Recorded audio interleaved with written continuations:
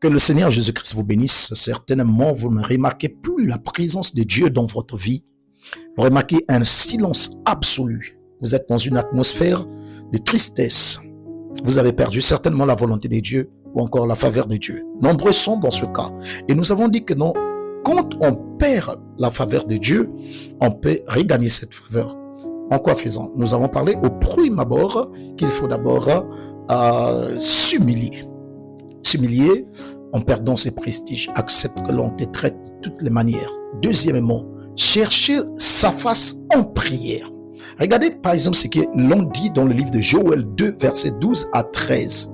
Il dira ceci: maintenant encore, dit l'Éternel, revenez à moi de tout votre cœur avec des jeûnes déchirés. Voyez, il dit avec des jeûnes, avec des pleurs et des lamentations. Dans le verset 13, il dit: déchirez vos cœurs et non vos vêtements, et revenez à l'Éternel votre Dieu, car il est compatissant et miséricordieux, lent à la colère et riche en bonté. Et il se répand des mots qu'il envoie. Vous voyez que non, autrefois les gens, quand ils se comportaient mal ou bien ils avaient un problème qui les attristait, s'ils remarquaient que non, ils n'avaient plus la présence de Dieu, qu'est-ce qu'ils faisaient? Ils déchiraient les vêtements. Mais sauf que là, on comprend que non, dans l'Ancien Testament, il y avait une certaine manière de faire. Mais aujourd'hui, nous sommes d'après ce que la Bible dit dans le livre de Jean 4, le temps est arrivé, l'heure vient, elle est déjà venue, là où les vrais adorateurs adoreront le Père en esprit et en vérité. Ce n'est plus simplement l'acte extérieur qui concerne, qu'il faut regarder, mais aussi l'acte intérieur.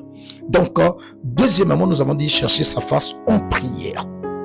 Troisièmement, il faut se détourner de mauvaises voies. C'est ce que nous avons dit dans le livre des 2 Chroniques, chapitre 7, verset 14. Donc, il faut se détourner parce qu'aujourd'hui, quelqu'un peut dire que non, je ne veux plus, je regrette tout cela, mais n'a pas besoin de se détourner de ces mauvaises voies. Là, c'est comme si tu n'avais rien fait devant Dieu. Maintenant, troisièmement, il faut, on a dit le troisièmement, c'est détourner de mauvaises voies, mais quatrièmement, c'est de faire un vœu à Dieu. Tu dois arriver à faire un vœu à Dieu. Regardez par exemple ce que David dit dans le livre de Psaume 51, verset 10.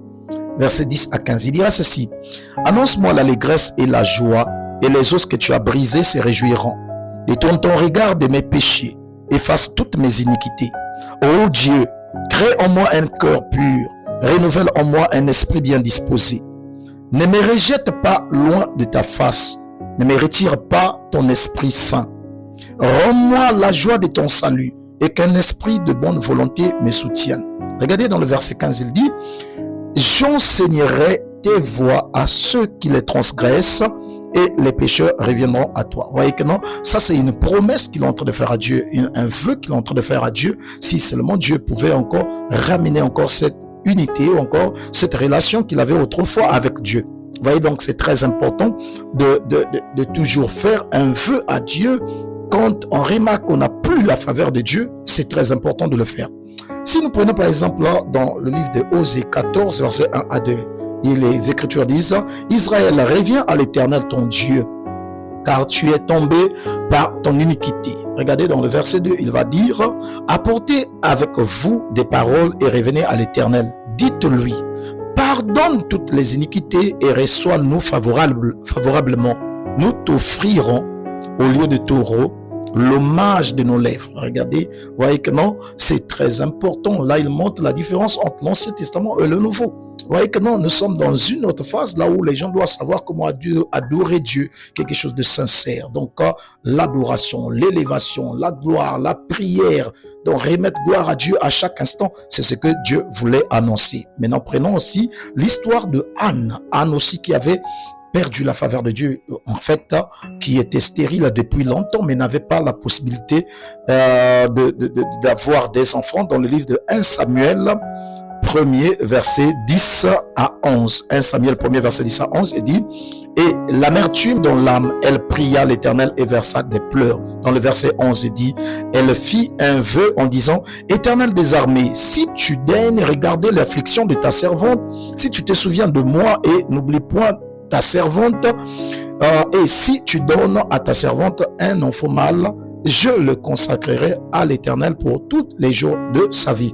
Et le rasoir ne passera point sur sa tête. Vous voyez que non, là c'est Anne qui est en train de faire un vœu à Dieu parce qu'elle était dans une situation lamentable et qu'elle ne savait plus quoi faire. Qu'est-ce qu'elle va dire à Dieu? Si seulement Dieu pouvait l'accorder cet enfant, au retour, elle va remettre cet enfant entre les mains de Dieu. Donc, ce sera un enfant consacré à l'Éternel. Toute sa vie, elle sera là à servir Dieu. Donc, c'est ça, c'est que Anne avait fait. Donc, n'oubliez jamais cela. Si vous voulez regagner la faveur de Dieu, il faut savoir prendre Dieu au mot en promettant des choses, pas simplement des promesses vaines, mais des promesses réelles, quelque chose qui vient droit de votre cœur. Et vous savez que non, en disant cela, je ne plaisante pas et je vais respecter cela parce que la Bible dit que non, si tu promets quelque chose à Dieu, tu fais un vœu à Dieu, ne tarde pas à l'accomplir. Que Dieu vous bénisse.